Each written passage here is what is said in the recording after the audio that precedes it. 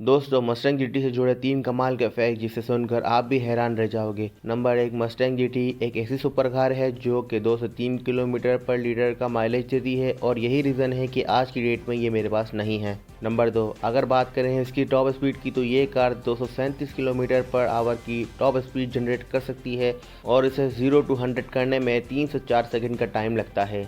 Number 3, Mustang GT एक ऐसी super car है जिसे हम जैसे शॉर्ट क्रिएटर अपने सपना में ही ले सकते हैं, क्योंकि यूट्यूब ने तो शॉर्ट फंड देना ही बंद कर दिया है।